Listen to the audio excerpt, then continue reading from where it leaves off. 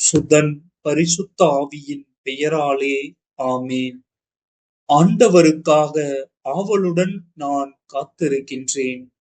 அவரது சொற்களுக்காக ஆவலுடன் காத்திருக்கின்றேன். ஆண்டவரிடமே உள்ளது பேரன்பு. மிகுதியான மீட்பு அவரிடமே உண்டு.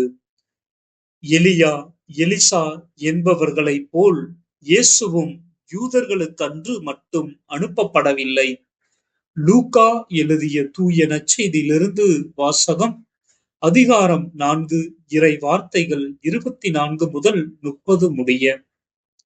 இயேசு நாசரேத்துக்கு வந்த பொழுது தொழுகை கூடத்தில் மக்களை நோக்கி கூறியது: நான் உறுதியாக உங்களுக்கு சொல்கின்றேன், இறை வாக்கினர் எவரும் தம் சொந்த ஊரில் ஏற்றுக்கொள்ளப்படுவதில்லை.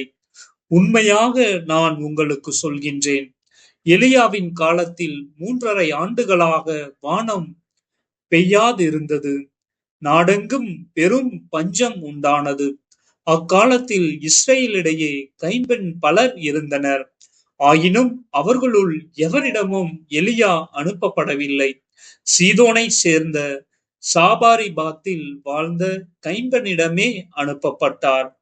மேலும் இறைவாக்கினர் எலிசாவின் காலத்தில் இஸ்ரேலிடையே தொழுநோயாளிகள் பலர் இருந்தனர். ஆயினும் அவர்களுள் எவருக்கும் நோய் நீங்கவில்லை. சிரியாவை சேர்ந்த நாமானுக்கே நோய் நீங்கியது. தொழுகை கூடத்தில் இருந்த யாவரும் இவற்றை கேட்டபொழுது சீற்றம் அடைந்தனர். அவர்கள் எழுந்து அவரை ஊருக்கு வெளியே துரத்தி அவ்வூரில் அமைந்திருந்த மலை உச்சியிலிருந்து கீழே தள்ளிவிட இழுத்துச் சென்றனர். அவர்கள் நடுவே நடந்து சென்று அங்கிருந்து போய்விட்டார். இது ஆண்டவரின் அருள்வாக்கு. இறைவா, உமக்கு நன்றி.